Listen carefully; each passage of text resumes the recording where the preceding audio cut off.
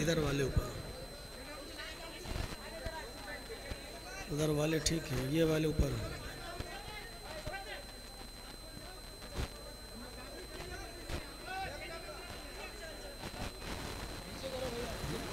ये वाला नीचे।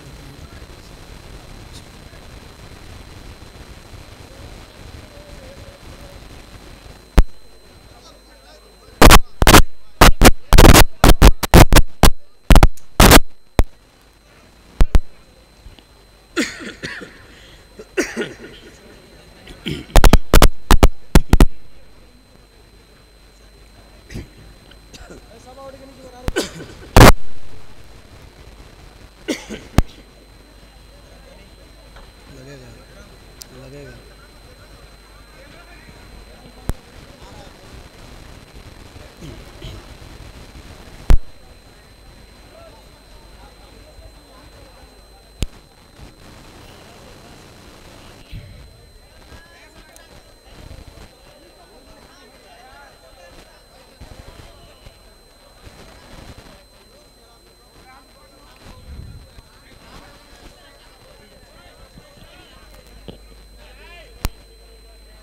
यार ये क्या लगा दिया कान में यार, इस्लामिक लाइब्रेरी के लिए बस।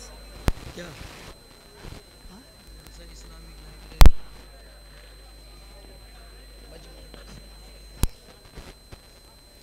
अस्सलामु अलैकुम वरहमतुल्लाहि वबरकातुह।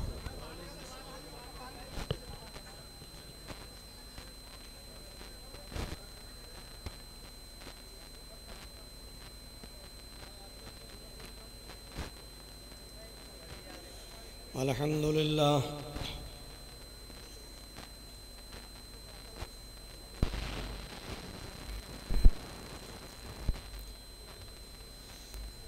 अल्हम्दुलिल्लाहि नहमदुहु व नस्तईनुहु व नस्तगफिरुह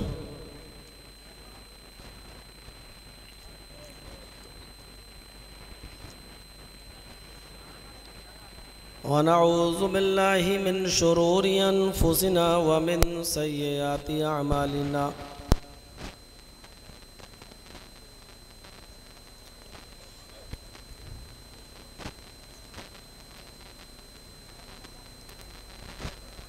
मन यहदिहिल्लाहु फला मुज़िल्ल लहु व मन युज़लिल्हु फला हादिय लहु।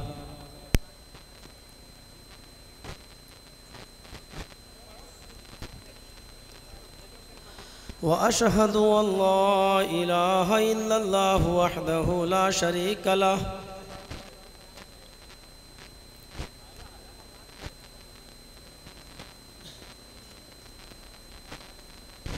व अशहदु अन्न मुहम्मदन अब्दुहु व रसूलुहु। अम्मा बाद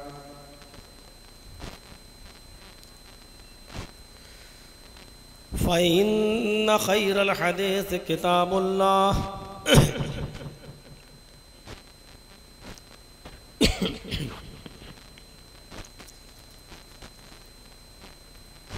व खैरल हदी हदी मुहम्मदिन सल्लल्लाहु अलैहि वसल्लम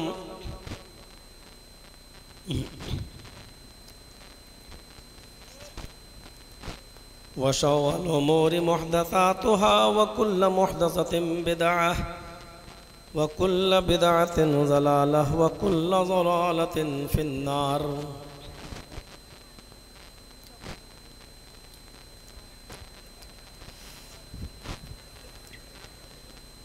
अऊज़ु बिल्लाहि मिनश शैतानिर रजीम। बिस्मिल्लाहिर रहमानिर रहीम।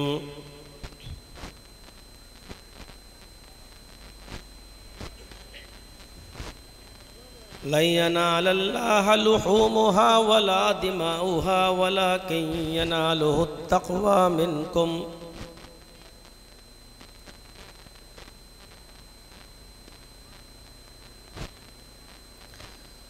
वअन अबी हुरैरता रज़ियल्लाहु तआला अन्हु क़ाल क़ाल रसूलुल्लाहि सल्लल्लाहु अलैहि वसल्लम इन्नल्लाह ला यंज़ुरु इला अजसामिकुम वला इला सुवरिकुम वलाकिन यंज़ुरु इला क़ुलूबिकुम। रवाहुल बुखारी। रब्बिश्रह ली सदरी व यस्सिर ली अमरी वहलुल उक़दतम मिन लिसानी यफ़क़हू क़ौली।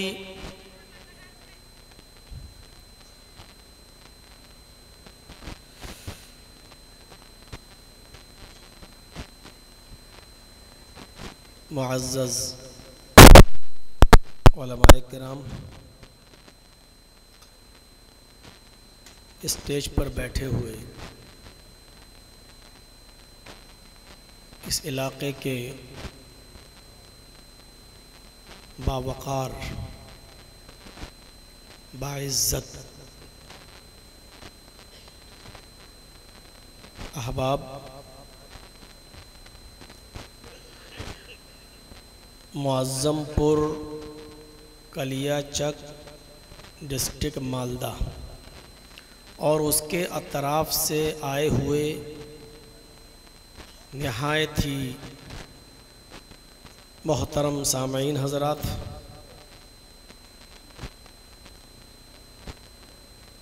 दोनों किनारों पर साइड में बैठी हुई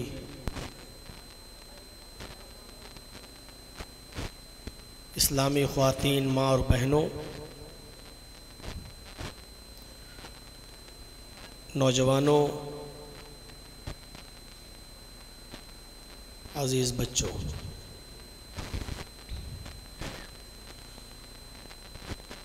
कई दिन पहले ये तारीख़ 4 और 5 फरवरी आपके यहाँ फ़िक्स थी। कई दिनों से आप लोगों ने इसको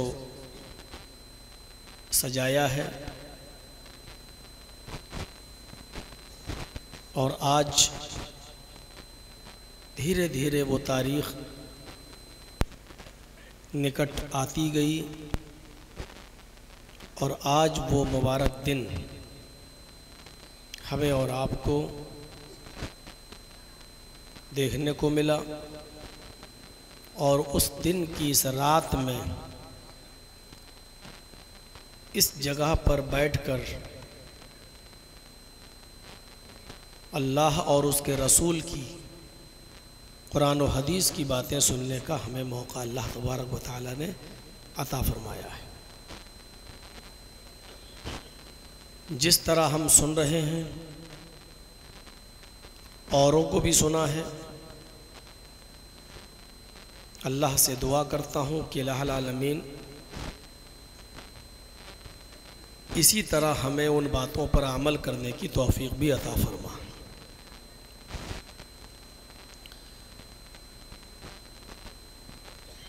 आज मैं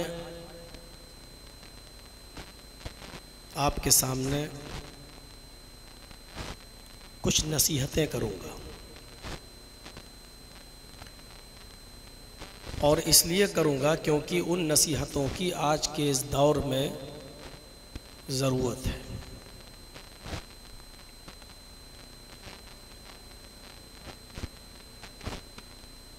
पूरा साल 2020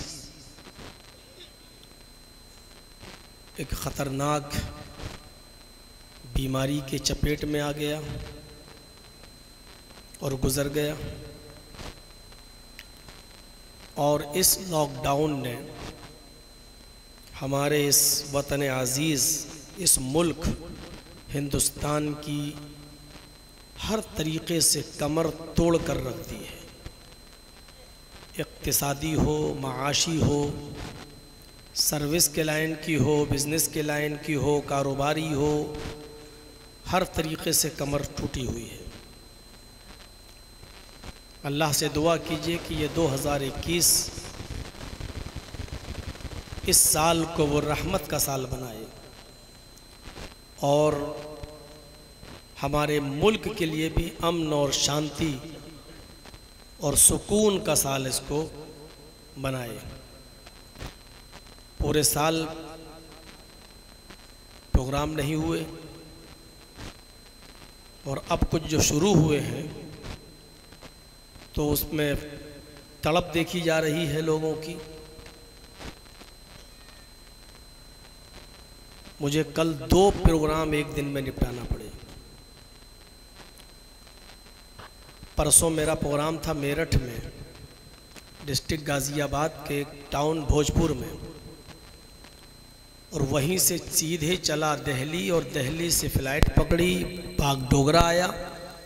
और कल पहला प्रोग्राम मैंने किया शाम को 4:15 से लेकर 5:20 तक पंजीपाड़ा में, और वहाँ से फिर सफ़र किया तो रात के 11 बजे से लेकर 1 बजे तक कल प्रोग्राम फिर दूसरा मैंने किया भाटोल में, और फिर आज आपके सामने। तो इससे ये पता चल रहा है कि लोगों में चाहत बढ़ रही है। लेकिन मेरा मकसद ये है कि प्रोग्राम सुनने की चाहत न हो, उससे ज़्यादा अमल की चाहत हो। आपको याद होगा अल्लाह के रसूल सल्लल्लाहु अलैहि वसल्लम ने अपनी पूरी ज़िंदगी में कभी 2 घंटे की तकरीर नहीं की। कोई एक दुनिया का कोई मौलवी इसको साबित नहीं कर सकता कि 2 घंटे कभी आपने बोला हो। 2 घंटा छोड़िए, कभी 1 घंटे की भी तकरीर नहीं की। मैं समझता हूं 1 घंटा भी बहुत ज़्यादा हो गया। आधे घंटे का भी कभी अल्लाह के रसूल ने खुतबा नहीं दिया, तकरीर नहीं की। अल्लाह के रसूल की सबसे लंबी तकरीर, सबसे लंबा भाषण, आखिरी खुतबा था हज्जतुल विदा का। लेकिन अगर उस खुतबे को भी अगर हम पूरा पढ़ दें, आपके सामने सुना दें, तो उससे आपको अंदाज़ा होगा कि अल्लाह के रसूल सल्लल्लाहु अलैहि वसल्लम ने जो सबसे लंबा भाषण दिया था खुतबा हज्जतुल विदा में, वो भाषण भी आपका 15 या 20 मिनट से ज़्यादा नहीं होगा। इस्लाम तकरीरों से फैला ही नहीं है, जलसों से फैला ही नहीं है। एक रस्म बनी हुई है जो चली आ रही है, और इस जलसे को ख़त्म होने के बाद फिर रस्म एक और चलती है, मौलाना साहब से हाथ मिलाने की। जलसा ख़त्म हुआ, सलाम अलैकुम, सलाम अलैकुम, हाथ मिलाएंगे। ऐसा लगेगा जैसे अब जलसे के बाद हाथ मिलाना ज़रूरी हो गया है, इसके बगैर हमें जन्नत नहीं मिलेगी। या जलसा तो सुन लिया, अब मौलाना साहब से हाथ मिलाएंगे तभी हम जन्नत में जाएंगे। और इससे फुर्सत मिली तो जलसा ख़त्म होने के बाद फ़ौरन हराम काम शुरू हो जाता है, मौलाना के साथ सेल्फी लेने का, फ़ोटो खिंचवाने का। ये जलसे की हालत है। तकरीर ख़त्म, यहाँ सेल्फी। अब उसको फेसबुक पे डाल रहे हैं अपनी टाइम लाइन में, फ़लाँ मौलाना के साथ मेरी मुलाकात हुई। अब उनको कमेंट में मुबारकबाद मिल रही, माशाअल्लाह मुझे भी मिलवा दीजिए। ये जलसों में हो रहा है। अल्लाह के रसूल सल्लल्लाहु अलैहि वसल्लम ने खुतबा दिया है, तकरीर की ईद के दिन। पहले मर्दों में औरतें आती थीं, आवाज़ औरतों तक रही गई, तो मर्दों में खिताब करने के बाद, भाषण देने के बाद अल्लाह के रसूल औरतों में गए, लेडीज़ के अंदर, ख्वातीन के अंदर गए, तो आपने उनको भी नसीहत की। और जानते हो अल्लाह के रसूल ने ईद के दिन, ईद की नमाज के बाद औरतों में जो खुतबा दिया वो क्या था? या माशरन निसाई तसद्दक़ना फ़इन्नी उरीतुकुन्ना अक्सर अहलिन नार क़ुलना व बिमा या रसूल अल्लाह क़ाल तुक्सिरनल लान व तकफुरनल आशीर। कितनी देर लगी इतने खुतबे में? ये खुतबा था अल्लाह के रसूल का, बस हो गया। अब सुनिए, औरतों में जब आपने खिताब किया तो क्या फरमाया? आए औरतों, आए लेडीज, आए ख्वातीन, आए मोमिना औरतों, तसद्दक़ना फ़इन्नी उरीतुकुन्ना अक्सर अहलिन नार। मर्दों की बनिस्बत तुम ज्यादा सदका खैरात किया करो। मर्द तो करते ही हैं, लेकिन मर्दों की बनिस्बत तुम्हारे अंदर सदका करने का जज्बा और जोश और ज्यादा होना चाहिए। सदका करो, खैरात करो, गरीबों और मिस्कीनों में दो। और उसकी वजह क्या बताई? फ़इन्नी उरीतुकुन्ना अक्सर अहलिन नार, इसलिए कि जब मुझे जहन्नम दिखाई दी तो मैंने जहन्नम के अंदर तुम्हें सबसे ज्यादा जलते हुए देखा है। जब ये पढ़ते हैं तो मर्द बड़े खुश होते हैं कि औरतें सबसे ज्यादा जहन्नम में जाएं। ऐसा लगता है जैसे उनको खुशी होती है, लेकिन ये नहीं सोचते कि वो औरतें भी हमारी माँ, बहन, बेटियां हैं, सिर्फ बीवी नहीं होती है।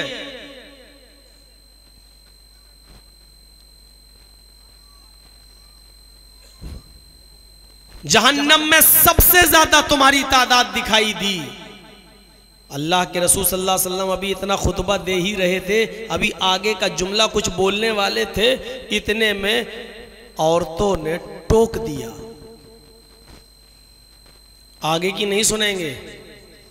अरे अल्लाह के रसूल आगे क्या बोलना चाहते हैं वो बाद में बताइएगा, लेकिन आपने जो ये अभी फरमाया है कि औरतों को जहन्नम में सबसे ज्यादा जलते हुए देखा है, तो पहले उसका रीजन बता दीजिए, पहले उसका सबब बताइए, कारण क्या था? जहन्नम में औरतें सबसे ज्यादा क्यों दिखाई दी? आप वजह बता दीजिए, रीजन बता दीजिए, ताकि हम अभी से अपनी आपकी इस्लाह कर लें, फिक्र कर लें, और वो बात अगर हमारे अंदर पाई जा रही है तो हम उससे दूर हो जाएं। तो अल्लाह के नबी ने फरमाया, कुलना व बिमा, क्यों जहन्नम में सबसे ज्यादा जलती हुई क्यों दिखाई दी? तो अल्लाह के रसूल ने दो चीजें बताई। क्या फरमाया? तुक्सिरनल लान व तकफुरनल आशीर। तुम्हारे अंदर दो सबसे बड़े खतरनाक काम है, वर्क है, टू वर्क्स, दो काम तुम्हारे बहुत खतरनाक है। पहला काम तुक्सिरनल लान, तुम लान तान ज्यादा करती हो। दूसरे लफ्जों में कह दूं, तुम मुंह बहुत चलाती हो, उल्टा सीधा बहुत बोलती हो। तुक्सिरनल लान। अब देखिए, एक औरत का मिजाज होता है, बीवी ने कहा पति से, शौहर से, कि मैं घर जाना चाहती हूँ, चली जाऊँ? तो शौहर ने कहा बड़ी अच्छी बात है, अपने माँ बाप से मिलना चाहती हो तो जाओ, मेरी तरफ से पूरी इजाज़त है। एकदम चीख पड़ी, हाँ तुम तो चाहते ही हो कि मैं घर चली जाऊं, तुम्हें सुकून मिल जाएगा। हाँ, तुम्हें कहाँ मेरी जरूरत है, तुम तो चाहती हो कि मैं घर चला जाऊं, चली जाऊं। शौहर ने कहा ला हौला वला कुव्वता इल्ला बिल्लाह। अरे कमबख्त, तूने ही तो कहा कि मैं घर जाना चाहती हूं, मैं इजाजत दे रहा हूं तो बेकार हो गया। अब इसी औरत का मिजाज देखिए, शौहर से कहती है कि मैं घर जाना चाहती हूं, क्या मैं चली जाऊं? शौहर कहता है नहीं नहीं अभी मत जाओ। क्या करोगी? 2-4 दिन के बाद चले जाना, अभी मुझे बहुत से काम है, तुम हमारी हेल्प करो।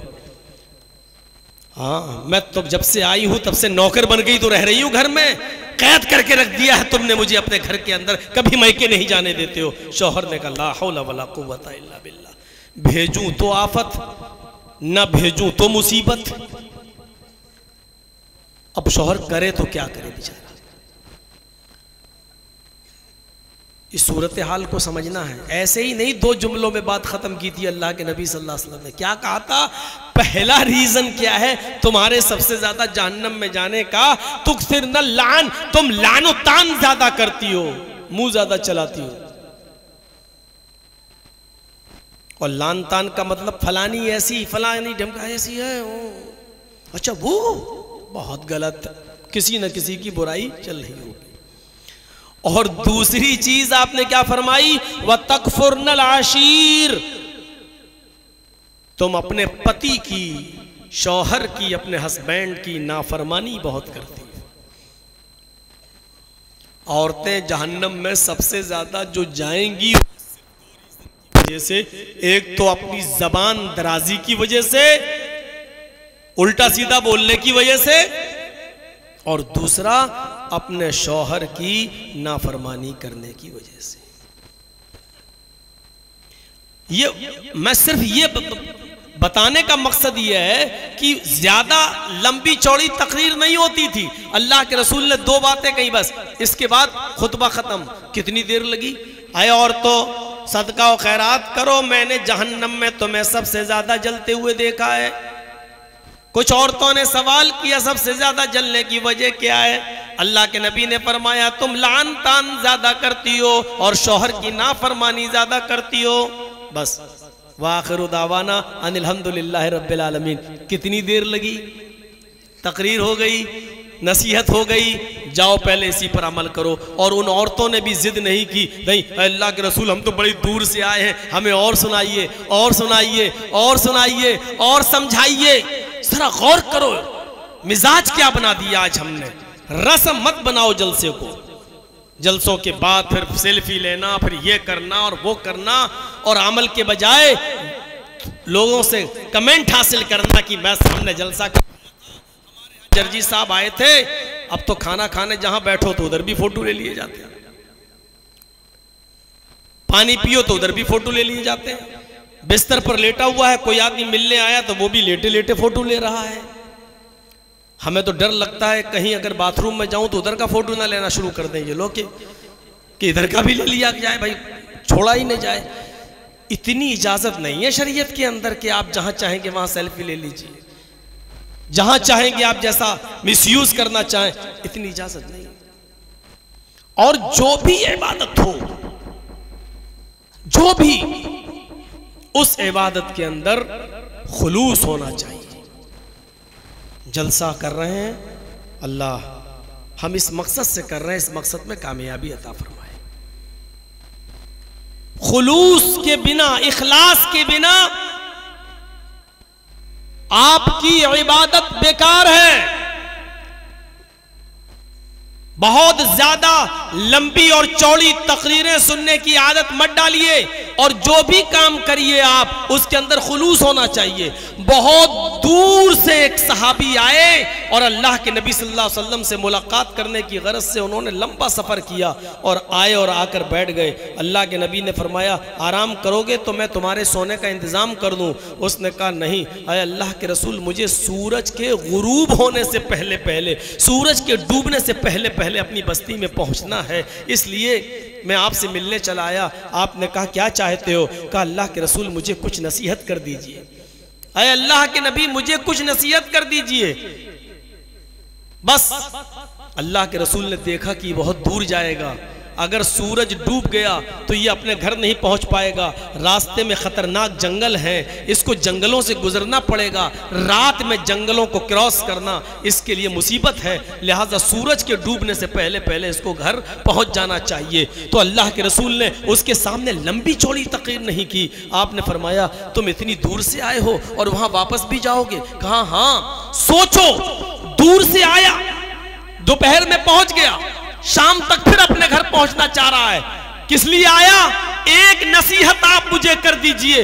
अल्लाह के रसूल ने सिर्फ एक ही नसीहत उसको की और इस नसीहत ने उसकी दिल की जिंदगी बदल दी। आपने उससे फरमाया तुम जंगल से होते हुए घर जाओगे? हाँ चले जाओ।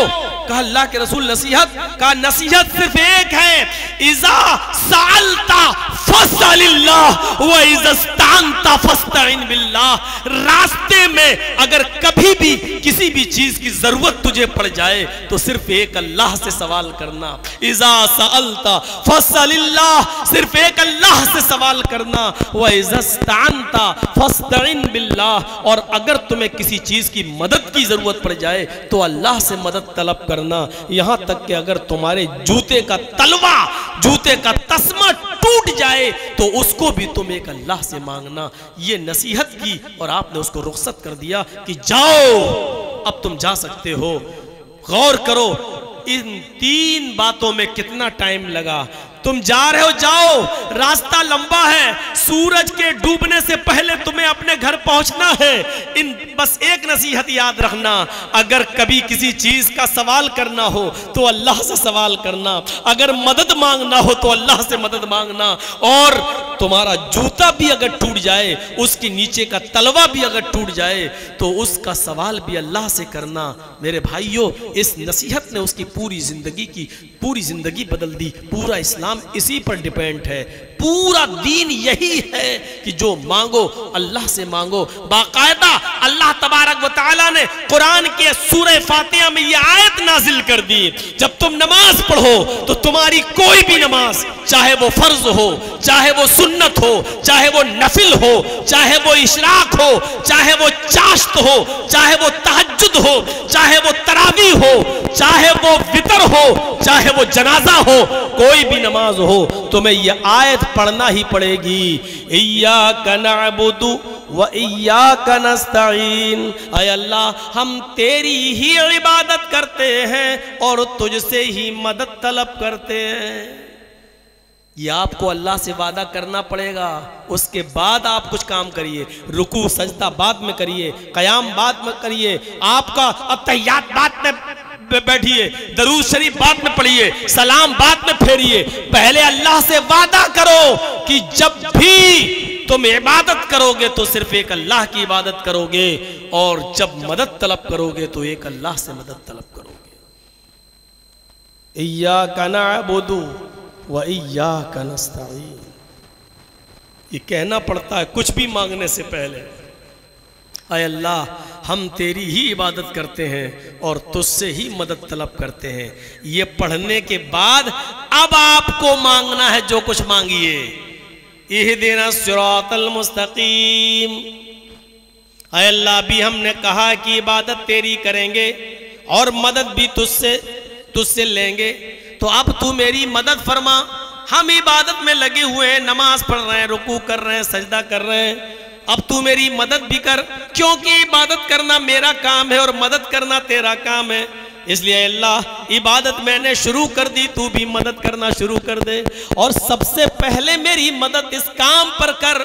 इहदिना सिरातल मुस्तकीम। ऐ अल्लाह मुझको सीधे रास्ते पे चला, जो तेरा रास्ता हो, तेरे नबी का रास्ता हो, कुरान का रास्ता हो, हदीस का रास्ता हो, जो बुजुर्गों का, स्वालिहीन का, नबी अंबिया किराम का बुजुर्गाने दीन का इनका जो रास्ता हो उस रास्ते पर तू हमको चला।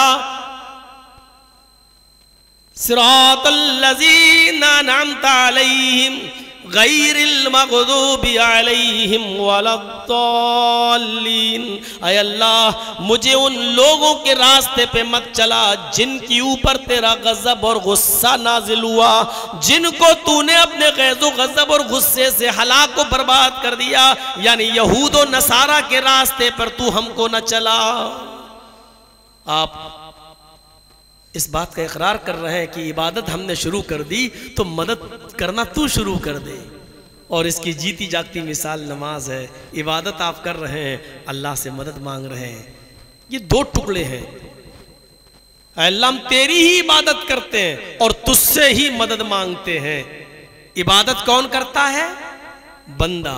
और मदद कौन करता है? इसका मतलब क्या है? बंदे तू अपना काम कर, मैं अपना काम करूंगा। तेरा काम क्या है? तेरा काम यह है कि इबादत तू मेरी करता जा, और मेरा काम यह है कि हम तेरी मदद करते जाएं। यह इस बात का इकरार है। हम अल्लाह की इबादत करना शुरू कर दें, अल्लाह हमारी मदद करना शुरू कर दे। और अब इबादत किसको कहते हैं?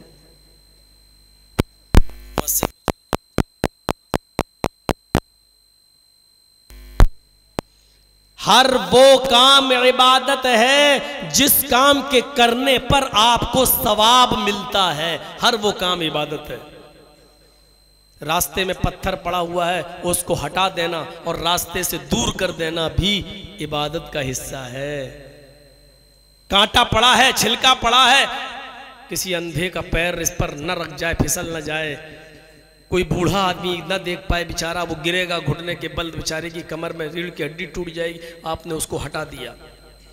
ये भैया एक कान में मैंने आज तो लगा लिया है, लेकिन कल मत लगाइएगा। ये तो ऐसा लग रहा है जैसे औरतों वाली चुटियां मैंने अपने पीछे डाल ली है यार, बड़ा डेंजर मामला ये। अरे हाथ पीछे कर रहा हूँ तो उलझ रहा है, आगे करने में लग रहा, ये सब वीडियो में आ जाएगा, यूट्यूब पे जाती है सब। नहीं ये समझ में नहीं आ रहा ये क्या करते हैं आप लोग, कहीं लगाते नहीं है, इसी इलाके में ज़्यादा लगता है। मॉडर्न ज़माना है, थोड़ा सा स्टैंडर्ड लाइए अपने अंदर। आपका माइक नहीं चल रहे हैं, अब तो बस एक लगा दिया, तार वार कुछ नहीं, तकरीरें हो रही हैं, आवाज़ जा रही है, सब चीज़ें आजकल रिमोट से चलने लगी हैं। आप लोग वहीं पड़े हुए हैं, अभी वही पुरानी चाल। तो इबादत सिर्फ वही नहीं है। एक और इबादत बता दूं, बहुत सस्ती इबादत, सस्ती नहीं फ्री की इबादत, और चाहो तो रोजाना सवाब ले सकते हो। अल्लाह के नबी सल्लल्लाहु अलैहि वसल्लम ने फरमाया कि अगर कोई शख्स रोटी का लुक्मा उठाकर प्यार और मोहब्बत से अगर अपनी बीवी को भी खिला दे और उसके मुंह में डाल दे तो इस पर भी सवाब। तो पता क्या चला कि ये भी इबादत का एक हिस्सा है, सवाब मिल रहा है, और जिस चीज पर सवाब मिले वो इबादत का हिस्सा है। अब तुम ऑफिस में 5 बजे आओगे तो बीवी तुम्हारा इंतजार करेगी। हमने झमेले इतने पाल रखे हैं कि वो घरों में जो मोहब्बत पैदा की थी अल्लाह के रसूल सल्लल्लाहु अलैहि वसल्लम ने, वो निकल गई। हजरत आयशा सिद्दीका फरमाती हैं कि मेरे पास एक खजूर आई कहीं से, मैंने उसको उठाकर रख दिया। अल्लाह के नबी सल्लल्लाहु अलैहि वसल्लम मस्जिद में नमाज पढ़ाने गए हैं, थोड़ी देर लोगों को वाज़ो नसीहत करेंगे, दावत और तबलीग के बाद थके हुए घर आएंगे, पता नहीं आपने कुछ खाया होगा या नहीं खाया होगा, कुछ पिया होगा या नहीं पिया होगा। ये खजूर मेरे पास कहीं से आई, मैं उस खजूर को रख देती हूं, अल्लाह के नबी को खिला दूंगी। एक खजूर, और उसको खुद नहीं खा रही हैं, अल्लाह के रसूल के लिए रख दिया। जज्बा देख रहे हैं शौहर की का कितना ख्याल। और कौन? अम्मी आयशा। और उम्र कितनी है इस वक्त? होगी तकरीबन 14 साल या 15 साल की बस। और जब 18 साल की हुई थी हजरत आयशा, तब तो अल्लाह के रसूल इस दुनिया ही से चले गए थे। ये पहले का वाकया है, 3-4 साल पहले का। 14-15 साल की अबू बकर की बेटी और नबी अकरम की बीवी में इतनी अकल। आज हमारी बच्चियों की शादी जब होती है 20, 22, 25 साल की उम्र में, तो माँ और बाप की तरफ से जो जहेज का सामान मिलता है, इन औरतों को, हमारी बेटियों को अपने घरों में ससुराल जाने के बाद अपने माँ बाप के तरफ से मिले हुए बर्तनों को भी संभालना नहीं आता है। अभी वो उसको भी सही तौर से सजा कर नहीं रख पाती हैं। उनको ये सलीका नहीं, क्योंकि कॉलेजेस और यूनिवर्सिटीज की पढ़ाई ने उनको गृहस्थी चलाने के सलीके से महरूम कर दिया है। वो बेचारी ये जानती हैं कि बच्चे पैदा होंगे तो मैं मम्मी हो जाऊंगी और अपने शौहर से डैडी कहलवाऊंगी।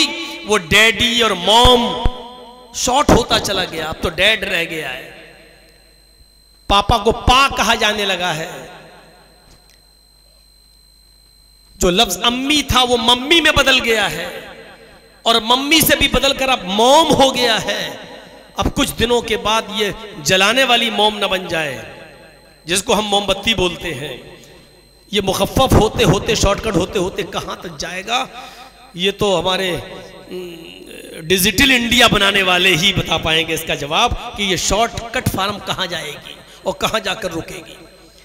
एक खजूर आया और उस खजूर को उठाकर रख दिया हजरत आयशा सिद्दीक़ा ने।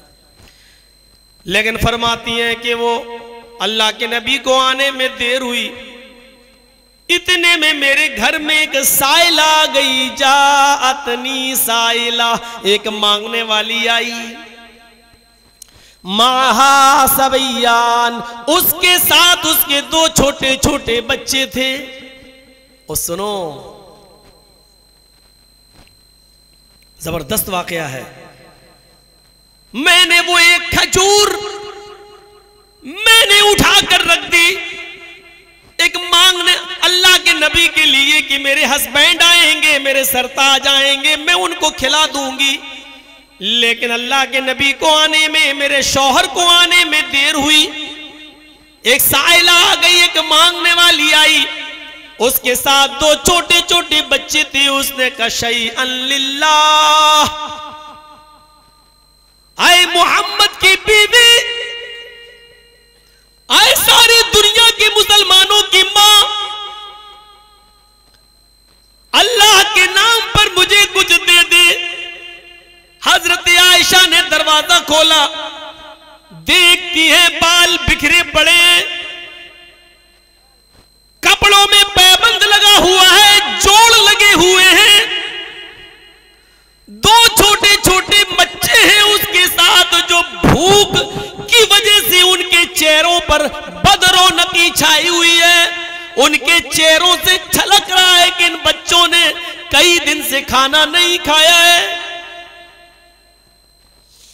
यह मंजर देखकर आयशा सिद्दीक़ा की आंखों में आंसू। कहती है कि मैं अंदर चली गई, जो खजूर मैंने अल्लाह के नबी के लिए बचा कर रखी थी, मैं उसी खजूर को ले आई, क्योंकि नबी अकरम ने ही कभी कहा था, ऐ और तो सदका करो, खैरात करो। कहती हैं कि मैं वो खजूर ले आई, एक खजूर में किसी का क्या